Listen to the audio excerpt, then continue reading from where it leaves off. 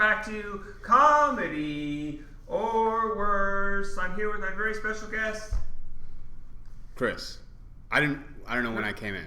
Chris Espinosa. Chris Espinosa, I'm here, man. Yeah, sorry. Finally, no, it's cool. I started prepping people and then I forgot to prep. No, you didn't prep me shit. Was I supposed to say it at the same time as you? No. I mean, if you've seen the podcast. I haven't seen the podcast, no. So obviously. Okay, want to do it though together? At the end. Okay, we'll do it at the end. Then that way, be more genuine. Okay, yeah. So, do you use a stage name? Nah. I'm just regular. That's my regular ass name. Oh yeah. Cool. I mean, my full name is Christopher. Whoa, that's crazy. Yeah, it's kind of mind blowing, honestly. All those extra letters. I thought it was too much. I was gonna go by Chris Spin at one point. I thought that would be kind of cool. Chris Spin? Yeah. Espinosa, just condense it. I thought like a quick name would be more marketable. Sure. Yeah. Hear that? If your name is Chris, just go by Chris Spin. Yeah, or Topher Spin. That was also another option. They're both bad. Topher? Why Topher? Because it's Christopher. Oh. And then all I'm doing is condensing my last name to Spin. And then so Topher Spin. That was the only other option. I think that was it. But I never did it. That's fine. All right, cool. So how did you get into comedy? Excuse me. I just had a lot of corn nuts. I mean, I always did theater when I was a kid.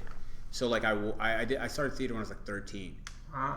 And then I did that till like I was 20, and then I quit doing any performing arts because I just wanted to like smoke weed and sleep with women. Wow. Yeah. But then one day, I was literally just drunk out with a buddy of mine, and he's just like, "Hey man, I used to do theater and stuff. Like you were super funny. Like what? Why don't you try to be a stand-up?" Right. And I was like, "Okay, yeah." That was about it, dude. Like literally just like a really simple conversation, and then I just started going to ACC. Nice. I mean, I've always been infatuated with stand-up. Yeah. Around the same age, 13, 12.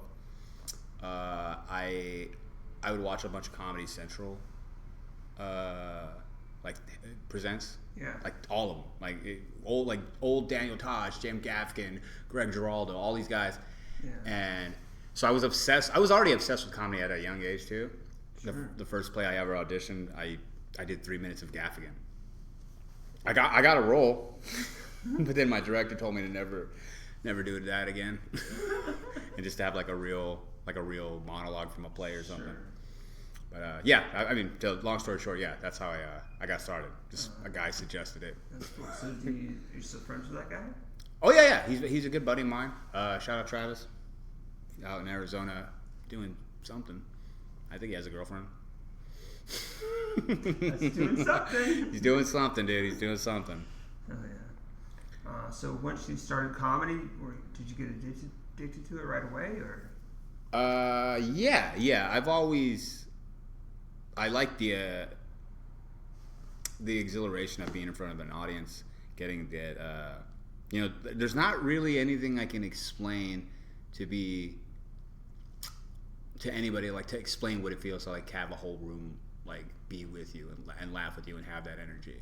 Yeah. And I mean I wasn't good at first, so like so I think you're good now. Yeah, I'm definitely good now. For sure I'm good now. 100% good. If you guys don't think I'm good, fucking come after me. You should go watch this. But yeah, I mean, I was pretty much addicted right away to the process too, because like I said, I wasn't that funny. Like I just kind of like was trying to throw it together. I know how to write jokes. I'm like YouTubing how joke structure is, like set up, punchline, tag, that kind of stuff. Yeah. I know when I first started, I did a lot of wordplay stuff to make it easy. Okay. But yeah, I mean, I did get addicted to I got more addicted to knowing I could get better and like further myself, because I wasn't very good at like being an actor at first, and after time, like just more repetition, I ended up being like really good and found like my niche with theater. And so like I was like, okay, I guess I was just addicted to the point where like I want to keep doing this until I'm great. Right. So that's nice. That's it. Yeah. That's cool. So did you start trying to do like TV acting after you started comedy? No, I did it right before. Oh, okay. So again, the same kind of thing where like I don't have like it's like I can't come up with my own thoughts or whatever. But I just had a buddy of mine. Shout out Alberto Mercado. He was a comic at some point, but like we did a lot of acting stuff when we were in high school. And he kind of like knew Alberto Mercado in high school. I known him since I was 14. Wow, that's so cool. Yeah. He started like obviously like a little bit later than I did, and he would come to my shows and stuff like that. And but he was the one to be like, yeah, I'm doing like acting stuff, and like you should just get like your headshot together. I'll take your headshots. He took my headshots, and then like once I found out it was like pretty easy to like at least submit myself. Like I didn't need anything. Like I didn't need an agent. I didn't all that stuff. I was like, all right, cool. I'll just like submit my headshot and see what happens. And like I mean, legitimately, I auditioned for a film. Very first film I ever auditioned for was called Psychic Visions. It barely came out like a year ago because it took forever to come out. Wow. But it was in 2016, my first audition, and I got in like immediately. I was like, oh, sick.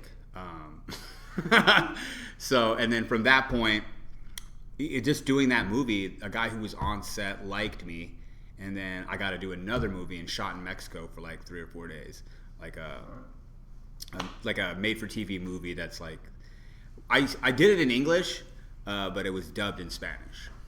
And so like that was the whole thing, was like a Spanish made-for-TV movie. But it was available. He was available at Walmart and like Redbox at one point, and I was like on the cover. But yeah, I started with the acting stuff first. I definitely was just dabbling with it, and then it kind of started overlapping.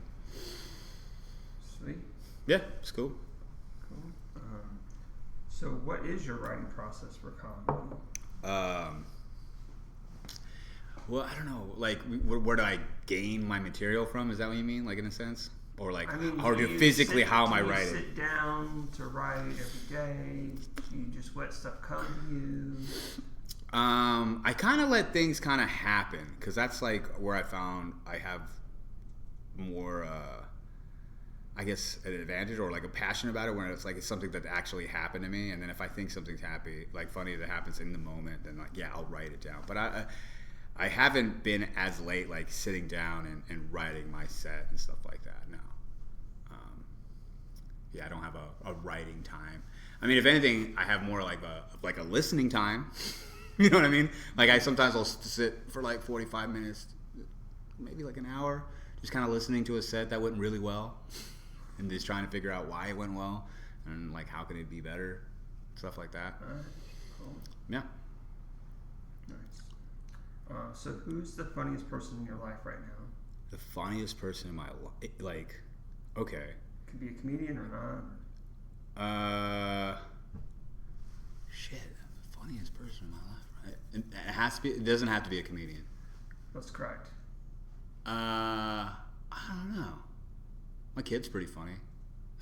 I don't know if she's the funniest person in the world, but who's always cracking me up? Honestly, dude, fucking Carlos Figueroa makes me laugh all the time. Yeah. In casual conversation. I mean, I can say like he's one of the funnier people that I just like hanging out with, because he just says kind of outlandish shit in regular conversation. Yeah. So. Oh yeah. Yeah, I think. Cool. But yeah, I think I'll go with that. Nice. Someone I know personally, I see consistent. Shout out to Carlos. You're very funny. He's been on the podcast. He has he? But he hasn't had his own episode, and then he's like, "Oh, I want to do your podcast," and I tried to like get him to come on, and it just didn't work out. He was with somebody else? Yeah, he would like come, and like Jacob Johnstone would be on the podcast, and he would just come in and he sat in on it. Oh yeah, gotcha. I think he joined in on Frankie Gonzalez's episode. Oh, okay, I like that. I actually kind of like that. Yeah, him just like. But he hasn't had his own episode yet. I want to get him on. It's like, yeah, I want to get everybody in San Diego on, or anybody that visit San Diego to come on a podcast.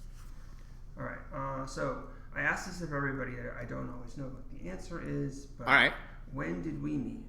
When did we meet? Yeah. Shit, I don't know, man. We just met today. I don't know, brother. I mean, probably. I don't really remember. It's probably at some point while you started working here. Yeah. Because I used to work here a lot more. Because I was here like 4 to 5 days a week bartending. Yeah. So I think that's probably when we met, right? That makes sense. Yeah, I don't know if we said anything to each other that was like memorable. I don't know. All right. Cool. So have you ever traveled to do comedy? Yeah, I've been to like 36 states, 37 states or something like that. I used to do from like 2019 to like about 2022 for about 3 years, I guess. I was doing like this thing called Brewery Comedy Tour. It's this guy named Aaron Entertainment, and he's essentially like a Tribble run. He would set up all these breweries and wineries to do these shows out of. So I would do his shows, kind of like Wednesday through Saturday. And I'd be out on the road for like 3 weeks or whatever, do like 12 shows or something like that. And every night would be like a different city, But always just like in the middle of friggin' nowhere, Casper, Wyoming. I made jokes about that because that's middle of nowhere. But yeah, like literally like 36, 37 states. I mean, I've been pretty much all up and down. I mean, I flew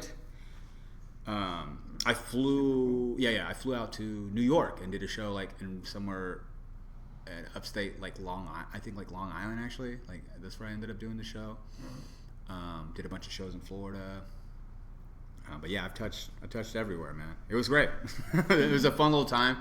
A lot of driving. Yeah. Just sitting in the car for like 9-10 hours sometimes. Mm-hmm. Sometimes I remember I had a show. I think it was Chicago. I don't know if it was Chicago. It might have been Chicago. I don't know. I had a show in Chicago. The next day, I had a show in Texas.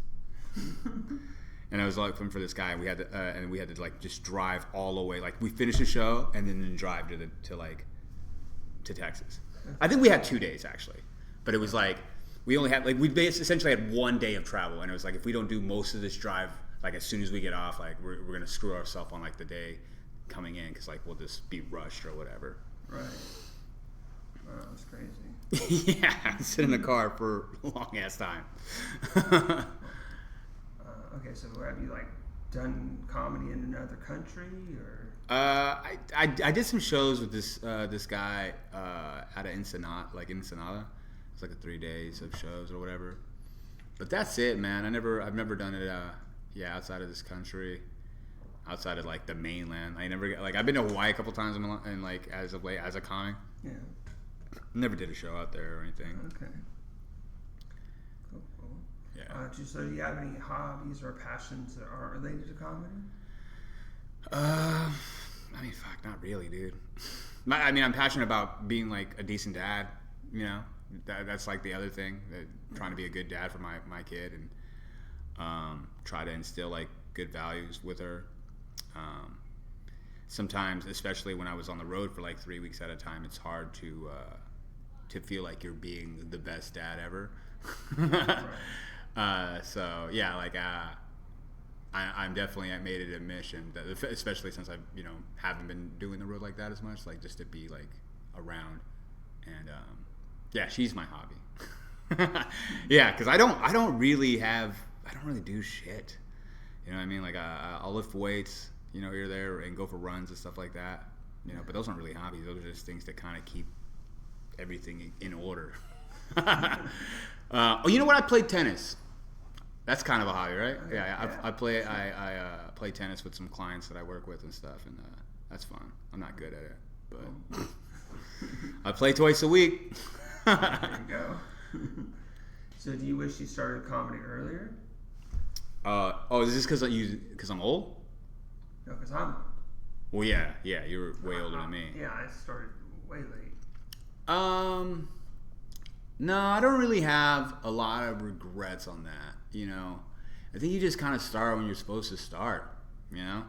And I think there's like, even when somebody who does start like super early, there's not even really a guarantee that they'll be so much further ahead because of that. I mean, there's some outliers like, you know, Taylor Tomlinson, you know, she started when she was like 16 performing in basements, and Dave Chappelle, 15. Like all these people, you know, end up being like, you know, huge comedians at a young age. But I think I think more often than not, it's like you just don't have anything to pull from when you're that young. And you're just not what people are going to be like attracted to, I guess, because you're just some snot-nosed kid. They're not going to be like, it's going to be harder to relate to you. And I think starting at 26, as I did, or like 26 going to 27, it was actually 27. I think I had years of building on like experience and like stuff that I've done, and those were like a lot of the stuff that helps me carry over. Like when I first started writing my set, because I just pulled from my jobs and stuff and things that happened in my life. Yeah. And when you're like 16 or 17, it's like, what shit is going on? You're like late to class or whatever. Like, so no, I don't. Everything is in the universe happens for a reason. Everything's on purpose. Yeah. And, you know, I was supposed to start later. That's it. That's how it is. I was supposed to start later. Yeah. 28. That's what it is. I'm trying to figure out the time frame because, like, yeah, 28. Because I figured, I had my kid at 27. Uh-huh. And I stayed at home for, like, you know, the first year and a half, even though I had, like, this inkling. I was like, I want to get out there. But, I think it was, like, 28. Going on 28. Because that makes the most sense. I'm going on 9 years. All that makes sense, yeah. So what are your goals in comedy? You know, I just want to be able to sell out some clubs, man. I'm pretty simplistic, you know. I just want to show up in a town and, you know, I can sell 1,000 tickets, you know. 1,000 people in each city are like willing to see me, you know, on a, you know, 5 weekend show or whatever, 4 weekend show. That's it, man. And I don't know. I keep it simple like that. I just want to sell out clubs, man. Cool. If theaters come along, that would be cool. You know. Nice. All right. So, what is your favorite joke? It could be anybody's joke. What is my favorite joke? Yeah. That's hard. I mean, I have a joke, but I don't think I should say it. Well, okay. It's just okay. This person that gave it. It's not my joke. This person who gave me the joke or said the joke, I was like, "You're not funny enough to have this joke," but that was very funny. But the joke is, he's like, everybody's always talking about a 5-year plan, 5-year plan this, 5-year plan that. Like, I have a 5-year plan. She's 13. It's so messed up. It's so simple. And I love that. I love when I hear a joke that's just like so like easy. It's funny. You know, obviously that was like borderline pedophilia, but that's definitely. But I thought it was a very funny joke. That's definitely a risky joke. It's a risky joke. I mean, I could tell you my joke that I used to do. I don't know if you've ever done this, but have you ever asked people their first joke? Is that a question? Their first joke? Yeah. Oh, that's a great question. See, I'm helping you out. They're answering this? I'm helping you out, big dog. Yeah. My first joke, I think, what I wrote was, my girlfriend said there isn't a lot of. There's no more spice, there's no more surprises in our relationship, right? Yeah. So I pepper sprayed her while she was sleeping. Surprise, bitch. So that was like the very first joke I wrote, and you know, it's simple. I swear to God, I've heard you say them on stage. I might have. I mean, I might have, but have pulled it out or something like this because I wanted to. Yeah. But yeah, that was like, first couple months. First couple. Madhouse, and you were doing crowd work or something, and they just like somehow that just came up. It just came up? Yeah, probably. Yeah, it's such an old joke. Yeah, very, very first joke. That was fun. I'm trying to think if there's any. I think that was for sure the first one. Okay, so do you have like a favorite fan interaction? Either someone was a fan of you or you were a fan of someone else? Wait, I'm a fan of somebody else? What do you mean? Like, either way, you were either... Like, who am I a big fan of and who's a big fan... Or who was a big fan of... Like, say you went to see some big comic and you got to meet them and have a connection. Or someone saw a show that you did and then they came up and it was a good interaction. I mean, I don't know if I can really pinpoint that. Because those, like... I guess I don't hold on to those as much. I hold on to the fucking bombs. You know what I mean? I hold on to the bombs. I like when people are saying, "Great job, you're really funny. You were the best one on the show."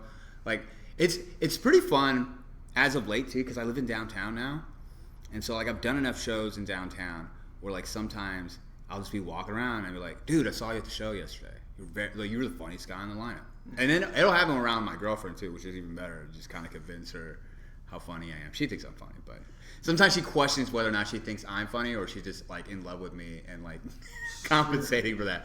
But then when that happens, that's like, you know, I think that's probably my favorite interaction, you know? Because like at the end of the show, you know, if it's like a showcase or however many comics are on the lineup, like most audience members are pretty nice and they'll be like, "Great show, you were very funny, blah, blah, blah."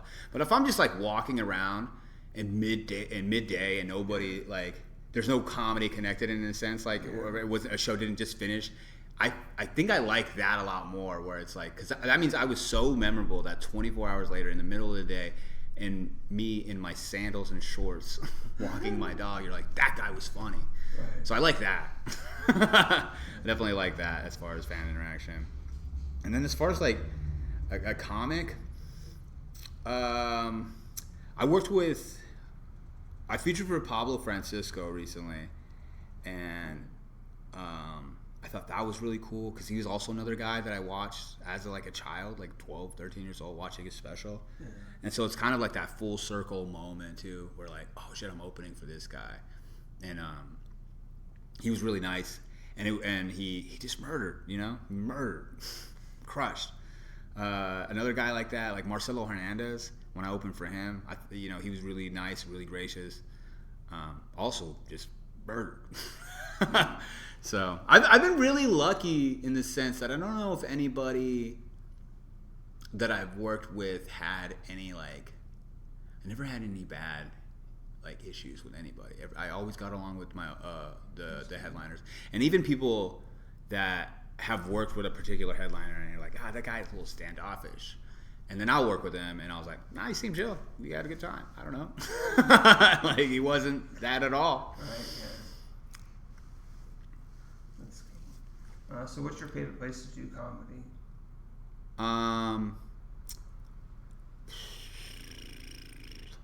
That's a difficult question. Okay, so I'll make it more complicated. So I love doing the Madhouse because, Robert, hired me as a door guy, maybe barely a year into comedy, and he gave me so many opportunities, and he still does. He gives me tons of stage time, tons of it.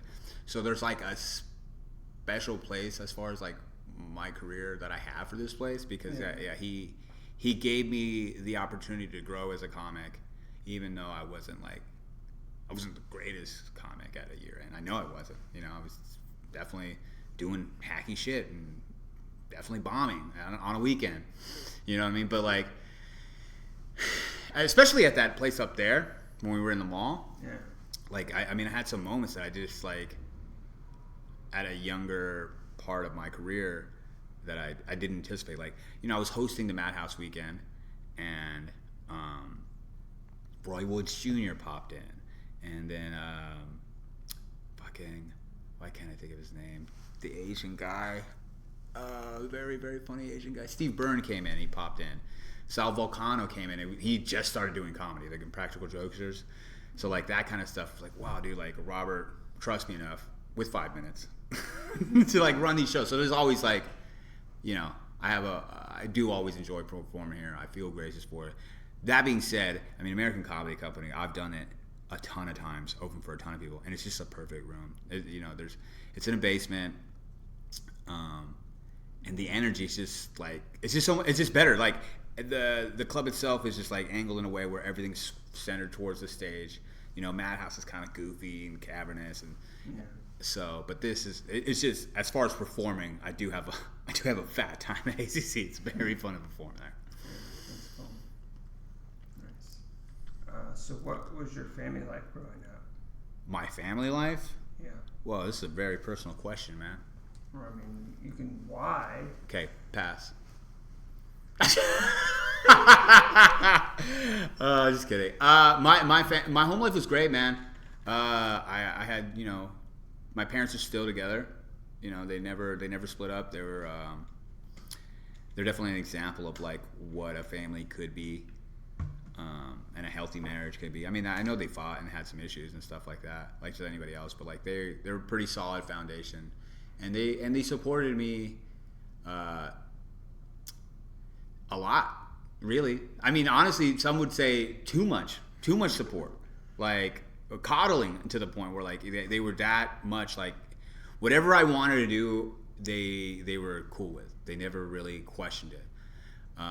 Because like when I was in high school, I was trying to play football and stuff like that, and I didn't really have the grades for it. This is a funny thing. I don't know if a lot of people know. I don't know if it's like this now, but like I'm intelligent. I can pass a class, but I would just get bored a lot. So my grades weren't that great. And so like I couldn't play football anymore. I didn't really want to anymore anyways, because it was like I got kind of sick of being hit around, and I got clocked one time during practice. Like, dude, this sucks. Like what is this? And then that kind of pulled me more towards theater. And theater they don't care about your grades. You could have a low GPA, you could still be in the play. So like that's, I don't know if it's like that now, but that's how it was when I was high school. But anyways, I bring that up because like, yeah, I think my dad was very stern guy, very serious at times. I mean, he's very funny. He says some funny shit, but he's like a serious guy, a tough dude. He was in the military, and like for me to be like, I'm gonna not play football and just do theater, and he was just like, all right, not really. And he would come to my parents both would come to all the plays that I was in. I used to do speech and debate in high school, which is just essentially like competitive acting. I didn't like, you would get a monologue, and then you interpret it your way, memorize it, and you interpret it to like a panel of or judges or whatever. There'd be 3 people judging, and I did fairly well at that. And then my parents would give me money, to go, like, because I didn't have a job, so they would just give me money because like there would be overnight tournaments, and I was actually really successful to the point where like they'd have like these state tournaments and national tournaments. So like when I went to Sacramento for like a week to do the state tournament, he gave me money to make sure I ate the whole time, because like the school didn't really provide that. The school provided like airfare, because like I went to Salt Lake City and I went to Philadelphia. Junior year I went to Salt Lake, and then senior year I went to Philadelphia. Paid for my flights, paid for my hotels and stuff like that. The same thing there. But the food thing was like, well, you're kind of on your own. Like, get your parents to give you money or figure that out. So, and yeah, and he was always super supportive, dropping me off, and it was a pretty good foundation, Super cool. Yeah. So what is your earliest memory? My earliest memory, like in my life? Yes. I don't know, getting molested or something? Does that count? Sure, I guess. No, I don't know. Like, I remember my first day of school, like as a kindergartner. I remember I got dropped off, and I didn't really like school. I never liked school. I think I have like ADHD. Actually, I know I do. But like, so I never liked school, and I think I was there till like about lunch period when I was in kindergarten. And then lunch let out, and I don't even know how the gates like weren't locked to the school or whatever the fuck. But lunch came, and I was like, I'm fucking out, and I ran home, I live like 4 blocks away, so it's not like it wasn't too far the school. Sure. But yeah, I just remember taking off and being like, "Fuck this! This shit sucks." And I run home, and like I remember the school called because I had like a babysitter at the house. My brother was there, and he was my younger brother. And so like the school called the house and was like, "Hey, we don't know where Chris is. We're worried. We just want to inform you." And like my babysitter also doesn't know very much English. She's trying to interpret. And I just remember like as a kid, even me like, "Don't tell him I'm here." But it's also crazy that like I was trying to tell her that like, "Oh no, he's missing. I don't know where he is." Because like clearly the school would just like call the cops and just like be like this full thing. So I remember that pretty well. And I think as early as I can go as far as like 5 years old. I remember that. Anything else? I remember when I was 7 one time, my dad told me like I'm such a retard. Just like that classic thing, don't eat before you go in the pool. And I went in the pool and then like I remember throwing up all over my dad's former when we got out of the pool. And he was pissed. And I sat right behind him. So like I threw up on his chair and I threw up all over him. Actually, I have a lot of throw up stories. Now that I remember, now that I think about it, I remember I was like 7. I was going to zoo and my brother had just started school. He's 5 and I'm 7 at the time, or like somewhere around like that. Or maybe it was the first grade. But we were going to zoo and we were on the same bus. And I didn't feel well. I was really sick. And I grabbed my brother's backpack and I threw up in his backpack. And I zipped it up and I gave it to him. And he was just walking around the zoo with fucking throw up in his backpack. Eventually somebody found it, but like I was just like so adamant about like, I'm trying to be at the zoo, dude. I'm not going home. This shit sucks. So yeah, I think those are the earliest memories I could think of. Those are good ones. Let's see. So where did you grow up then? I grew up here, man. East County, Spring Valley area. I lived in the same house from like, from when I was like 3 till like adulthood. Yeah. So didn't really go anywhere else. I lived in Temecula for like 6 months. I was like 19. I lived with my cousin for a little bit. Worked at his taco shop and stuff like that. But that's it. I stayed here. I didn't really go anywhere. And then when I traveled a shit ton a few years ago, because I at that moment I was like, oh, everywhere else kind of sucks. Because although I did shows in the middle of nowhere, I would still like hit major cities. So I'd be like, I've been in Chicago, I've been to Austin, Miami, and stuff like that. And it's just like, I don't really like this city, or for whatever it is, whether or not it's the weather or the people or whatever. Because everything for me here feels perfect. Sure. I don't really imagine ever leaving for any reason. Maybe to Hawaii when I'm like old. Maybe. Yeah. Cool. Would you ever do a character on stage? A character? Yeah. I mean, I act like I'm a good person all the time up there, man. Nah, I don't think I would do a character. No, I don't think so. All right. I mean, as much as I'm comfortable with like being an actor and doing like stuff like that, I don't know how much I would like create a whole persona like a Dice Clay or something like that. I don't know if it doesn't feel genuine. It'd be too hard to like keep up with that too. I just want to be me. Right, makes sense. Okay. So have you ever won a comedy contest or anything like that? Nah, never won any comedy contests. I mean, the closest thing was like what I was telling you earlier is like speech and debate, and I won a bunch of first places and second places. In order to go to a national tournament, you had to win first. Sure. On your state level or whatever. Wow. So yeah, I've taken a bunch of first places, and those were like the category was humorous interpretation. So then you would have just any piece of literature that was funny, and then perform it. And I did well at that. There was also something called duo, where it was 2 people, and it could be funny or dramatic. But most of the time, I picked a funny scene or something like that. Cool. But nothing stand-up related as of like late. I don't think competitions are all that great. I think they're stupid. They're subjective. Absolutely. Yeah. That's good to know. So, are you still friends with anybody from high school, or yeah. I mean, there was Albert for a while. I've been friends with him since I was 14. My ex-girlfriend from high school, I'm still friends with her. Is there anybody else that I still? Not really, dude. I don't think I know. I don't really kick it with anybody from high school like that. Those are probably the only two that I've had conversations with in the past, couple months or whatever. Other than that, like, nah. Alright, cool.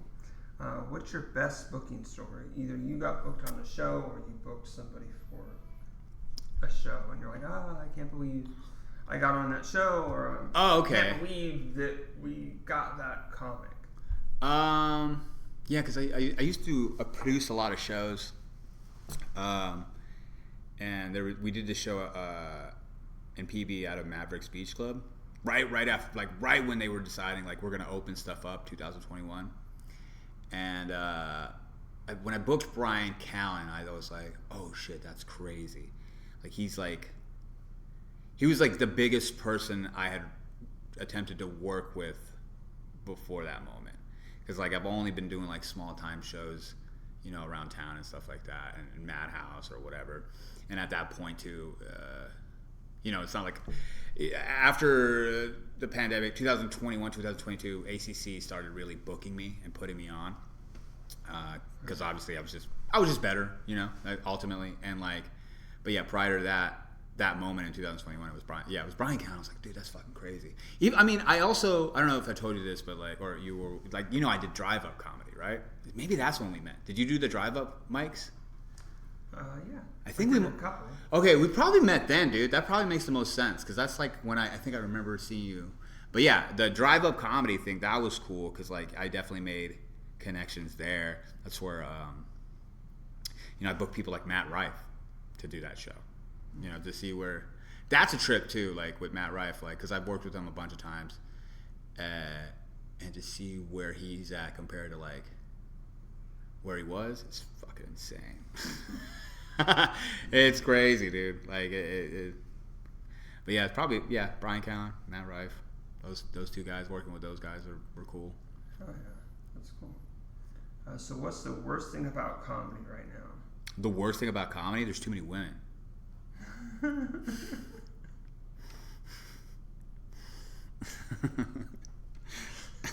All right. Now, like in the large spectrum of comedy, or just like in our scene, like in San Diego. Whatever you want to talk about.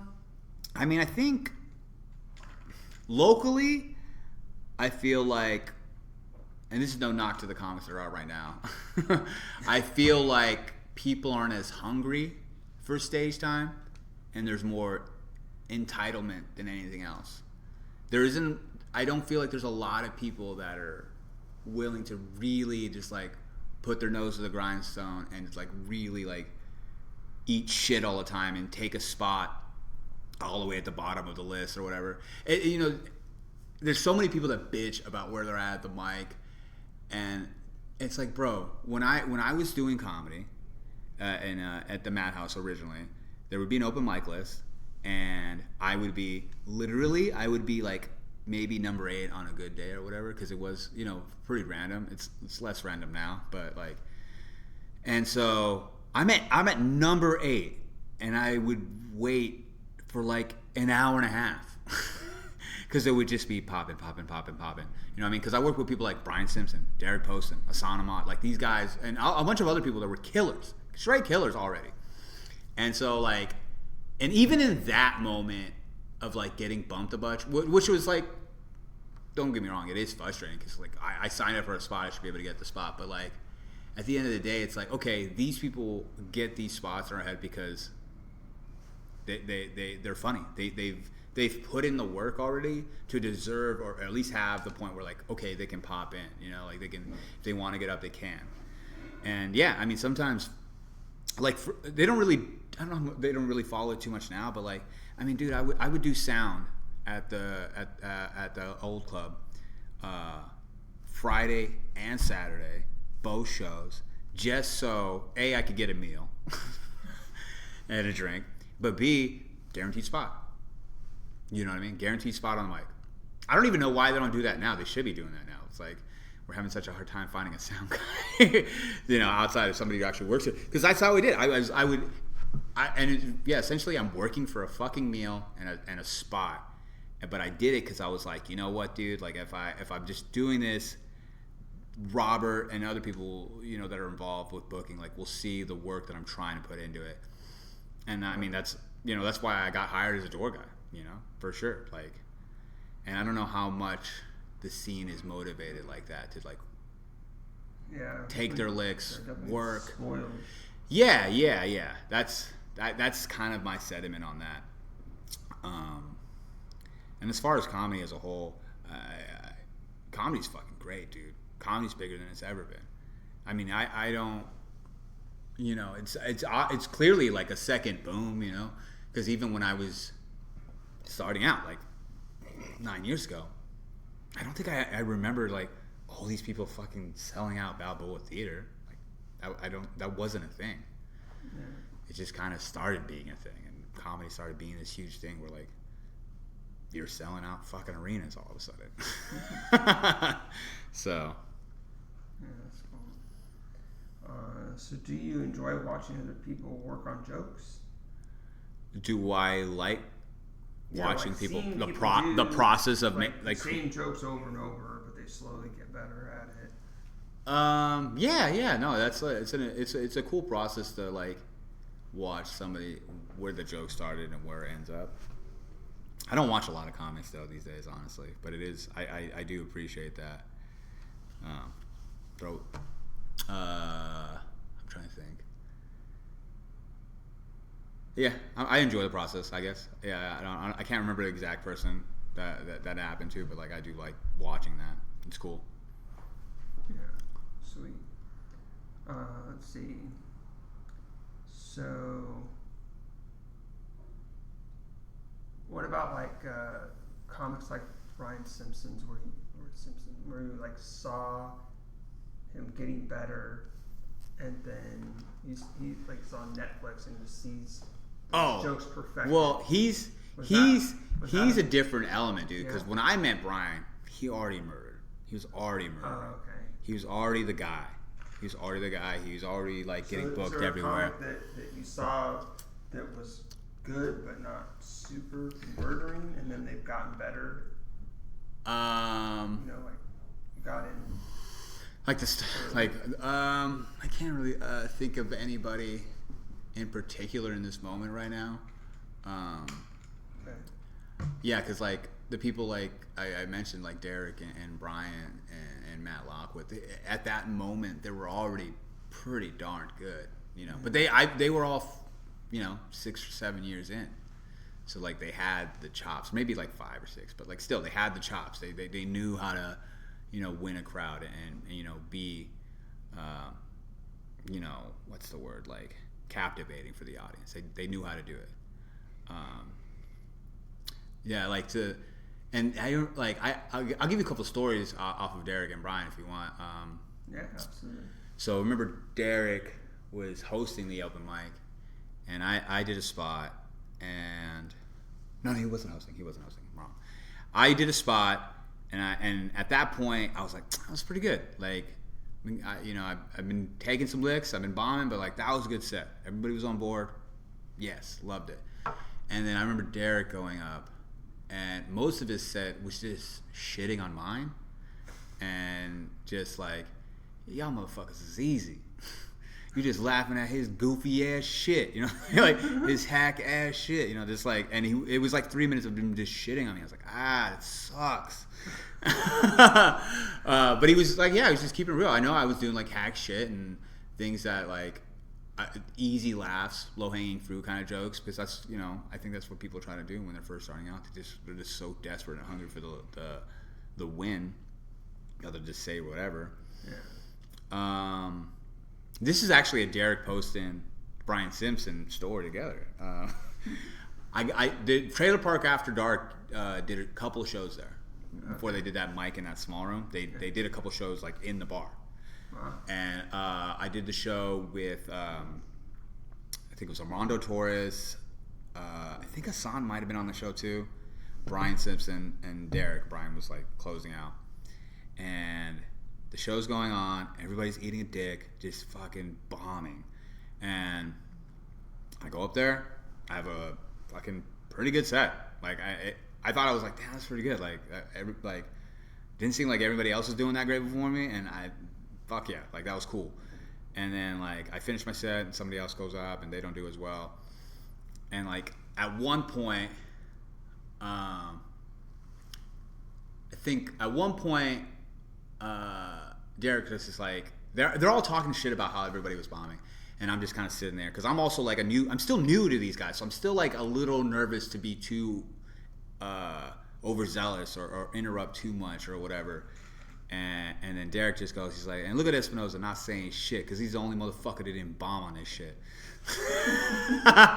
And so I remember him saying that. I remember Brian Simpson also telling me like that same night that I had a good set. Or I think he just confirmed what Derek said. He's like, yeah, good, you had a good set and whatever. And I was like, cool. I'm gonna keep doing comedy now, you know. And then I think it was like a couple months later or whatever. I'm just talking to Brian outside of the Madhouse. We're just talking, and we're having a good time. And then he's like, damn. I don't think I've ever actually seen you perform. I mean, I know you're around here all the time and you're getting up, but like, I don't think I've ever seen your set. And I was like, oh no. Remember we did the Trailer Park show or whatever, right? And like, you know, you told me it was like I had a good set, right? And he's like, I never said that. And I thought that was so funny because I was like, I held on to that. I was like, Brian Simpson said I had a good set. Derek thought I had a good set. These are guys that I like respect. And he's like, yeah, no, I never said that. I was like, I think you did. I'm pretty sure you did. You just don't remember, but whatever. But it is crazy to see where they're at now. But they were always good. You just tell they were good and crushed. Oh, yeah. All right. So have you ever been in a car accident? A bunch. I got a ton. I think I was my first car accident was with Alberto Mercado. We were going somewhere in Spring Valley, and I just remember his little Civic just kind of goes in between the car and like the center divide, and he just goes right in between like this. That was like my first accident, and I was like, "What the fuck, dude?" Like, why? He was like, he wasn't paying attention, and then didn't brake soon enough, so he just ended up wedging in between the center divide and this other car, and we were just stuck. Wow. So I crashed that. I'm trying to think if I bought a Honda Tiburon at one point in my life. I've had a bunch of cars, and I didn't see a blind spot. A guy just hits me like right in the front of the car, fucks up my bumper. I still drove it for a while. It wasn't that fucked up. That guy didn't have insurance, so that was sick. So I got fucked there. And then like the most recent one is I flipped my Prius in the rain. What? Yeah, I had a Prius. I was just kind of coming around like a ramp, like a circle ramp. I'm not really like I'm not a extreme driver in any sense of the word. I always drive pretty slow. Like my girlfriend complains about how like slow sometimes I drive. And like, yeah, just cutting the turn, maybe going like 24 miles an hour, something like that, 20 miles an hour, like what I'm supposed to be going. And I just the tires were just so bald, and I slipped and I flipped over. But I also flipped over super fast, it was super slow, enough for me to be like, oh man, I think I'm flipping over. Oh, this is crazy. And I was just like on like so you upside went down. All the way over? Yeah, my car was just upside down in the fucking down. embankment. Yeah, I rolled over to the side. Yeah. And I might have been able to save it, but I think I turned into this spin versus like, you know how you're supposed to like turn the other way to try to save it. And, yeah, it's not what you think. Yeah, so I just do the opposite. You do the opposite, and I probably and I just freaked out, and the car just fucking flipped. Wow. Yeah. Crazy. So a couple of them for sure. A couple of cars. Yeah. Impounded, taken away, shit like that. So do you have any merch? Merch? Nah, not really. I mean, I've sold merch and before. Like I used to do this joke. It had to do with like Einstein bagels, and I would like compare myself to like the pumpernickel bagel. You know what I mean? Like because it's like a confusing bagel. Looking bagel, you don't know exactly what it is, but then you take a bite and you're like, this tastes like a sweaty Mexican. Like, what the fuck? And it's like whatever. And I was like, I did this thing where I said I'm pumpernickel, and I was like, and that's what I put on my shirt. It was just like a way the way I don't remember exactly how the joke went, but basically it was like pumpernickel meant like you're just ethnically ambiguous. So that's why I did that. And then for a while I sold these shirts that just said butt stuff. And I made like 80 of those shirts with my hand, like literally ironing every single shirt. I sold out of them. I sold like anytime I went on the road, and I didn't have a joke with it. Never had a joke. I closed the show and I would just play it off like, oh no, I don't have enough time to do this last joke, but you know. And then I would like say something. I was like, "The joke's about butt stuff, though. I'll tell you that much." And then I would show them the shirt, and people. It was just a funny looking shirt to have. Dudes would buy it as a gag all the time. I should make them again. Honestly, they made me a lot of money. Yeah, that's a great thing. You just like always pretend that you forgot to do the joke. 100%, dude. Every show, I just like, I don't have time to do I can't wait till you do that butt stuff joke. And then I remember one time. I think it was because I would go to the road with Patrick McCoy. I don't know if you remember him a lot. And I think I remember we did a show, and he was just like, "Nah, man, you got time." And or something like that. It was like, "What? You like an idiot?" No, I don't. Well, that's funny. Yeah, he's a wild card. I haven't seen him in a long time. Yeah, he's in Austin now. I love Patrick. He was one of the first guys that I would just like do all these crazy road gigs with, because like. We were both just two degenerate guys that wanted to get stage time, smoke cigarettes, and get free booze all the time. Because it was like always at a brewery or a winery. Just to touch back, like he was just doing what Don't Tell does now, before Don't Tell existed. Sure. So clearly it works. And we just get hammered. And then the next city. That's super cool. All right. So is there anything else that you want to talk about? Like comedy related, or just like anything? Just anything. I don't know, Aaron. Why do you do this podcast? Well, I'm trying to get people to go see live comedy. Okay. And to learn more about the comics that are in San Diego and that come through San Diego. Okay. Because San Diego's a great scene. And you don't think there's enough podcasts out there? Well. But I'm not on those podcasts. Fair enough. Right. Fair enough. Right? Like, how many podcasts have you done? I mean, I know you've got your own podcast. How's that going? I haven't done it in a while. Bad Dads? Is that what you're talking about? Yeah. Oh, man. That's like a defunct podcast that I used to do with Jim Pine. And we do it out of his truck. Did it stop because he moved out of town? Or? No, we kind of like stopped doing it. Probably honestly, I don't know how long he's been gone, but like for sure a year before he left, we were like just not consistent about it. I mean, we were super, super consistent, and we just took a lot of time off. Yeah. And then it'd be like 4 months we didn't do a podcast, and then I was like, let's revamp this. And then we had like Nathan Donovan do one of them, and like we started doing guest stars and stuff like that. Yeah. And then we have a couple of guest star episodes that just never came out, just because like. Just never did it, because I was doing everything too. So like sometimes I would let it slip, and like I didn't cut the audio or whatever. I didn't have time, and I just forget. Because we were also trying to combine video and audio, because we were strictly audio. So yeah, that's defunct. I tried to do a podcast during the pandemic with Patrick. It was just us watching 90 Day Fiance and just commentating on that. And then like now I'm a part of a pretty decent podcast. It's called The Tasteless Gentleman. Okay. I kind of do. I would do like a lot of guest appearances, but like as of late, I've become like more of like a role. Like I've been doing the podcast probably for like 2.5 years, something like that. Wow. But like as of late, I'm like pretty much like the permanent stand-in for a guy who hasn't been there. Okay. And they're fun pod. They're a fun pod. Like they got like I don't know, modest 25,000, 27,000 subscribers on YouTube. I don't know what their Spotify numbers are, but they also have like a meme page that has like 1.5 million. So they got traction, and it's a fun show. It's like my buddy Justin or Shoni, Alex, and Dom. Those are the 4 guys. Tasteless Gentlemen. Check it out. I'm on there saying shit. When did they start that podcast? They started that like a long time ago, like probably like 5 or 6 years ago. They've been around for a long time. Cool. I just kind of just started joining it. Honestly, Vanessa from Paradox Comedy. Yeah.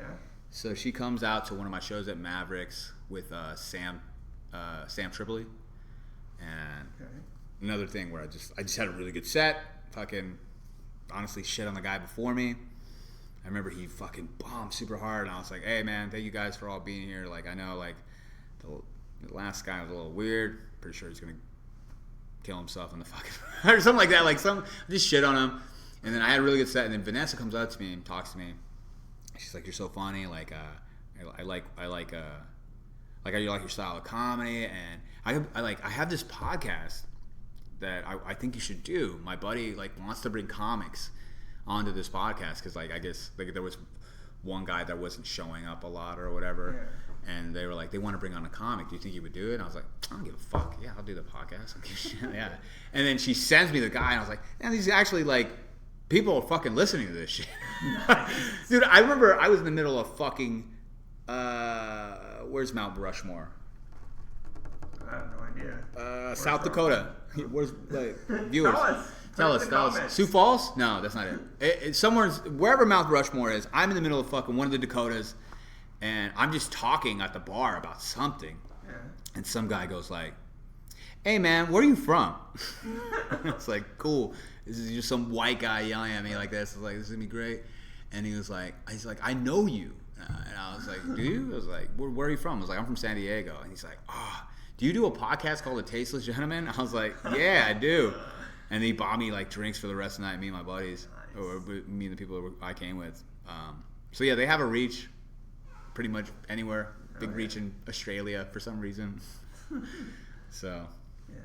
Well, yeah. Also, like, it's nice to record conversations that you have with friends and acquaintances because then, like, I'll be like, forget something about somebody and like, oh yeah, they were on the podcast, and I go can listen to it. Yeah. No, I get you. Oh, yeah, that's how they started comedy or whatever. Yeah, this is probably the most we've actually talked in at once, so that's interesting.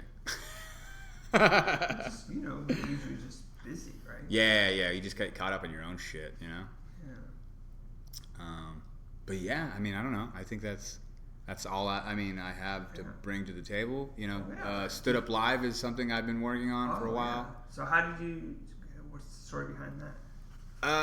Well, the story is me and Jacob and Jim were just kind of like brainstorming something, like trying to, because that podcast was like dead, the Bad Dads podcast, and so we were just trying to create potentially another podcast, and we had like a meeting at Havana, and then I don't know how it came about per se, but at one point somebody was like, well, we should do a live show and then just make that a podcast. And we're like, all right, because then we can like immediately make money off of it. Because like a podcast in itself, like you're only going to get revenue if you have like, ads and shit like that. Sure. But like if you run a show, you can make money off the ticket sales and then put the podcast up or whatever. And so we started just spitballing stuff, and I just was like, kind of started thinking about like the whole blind dating thing, and then from that point we kind of just started structuring how the show would go. Somebody came up with the name. I think honestly Carlos came up with the name. Because you know how Carlos just shows up to other shit for no reason that he wasn't invited to. So he was there, and I think he helped come up with the name. And then from then on, like, I mean, we're getting on like 2 years in September. Nice. This show just kind of kept getting like momentum. And as of late, Jim's in Austin now, and we work with Allison Bastano now, and that kind of just like just brings a whole different element to the show.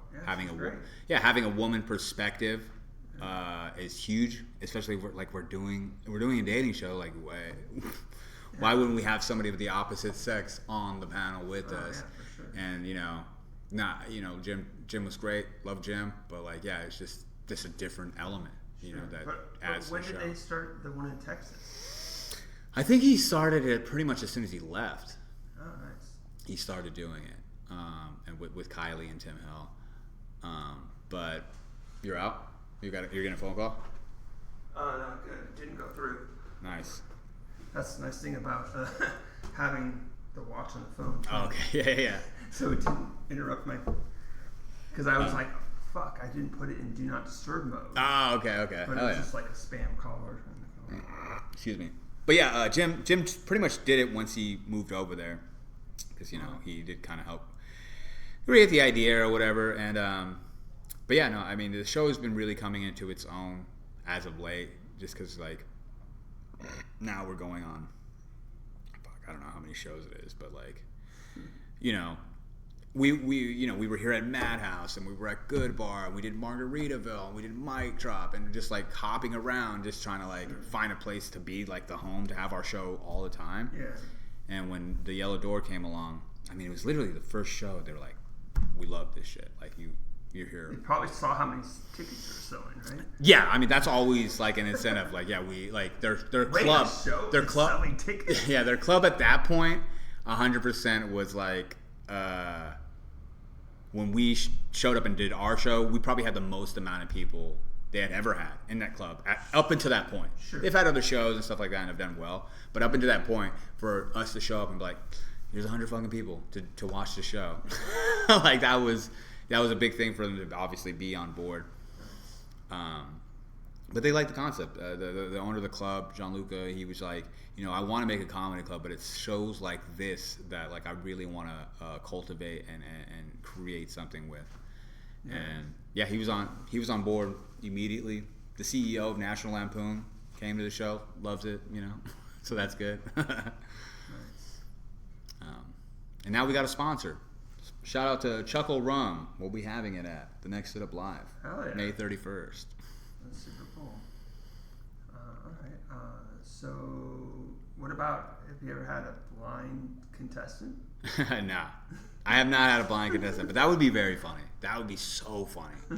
To blindfold a blindfold contestant. That'd be good. Okay, go ahead. All right, go for it. There's not a lot of blind comics either, dude. Like, I don't know, fucking that guy Josh with the dog. Yeah, he's married. But he's married, and he's old. And he's gonna bring this dog. I don't know. No dogs yet. All right, cool. All right, well, I think that's about it.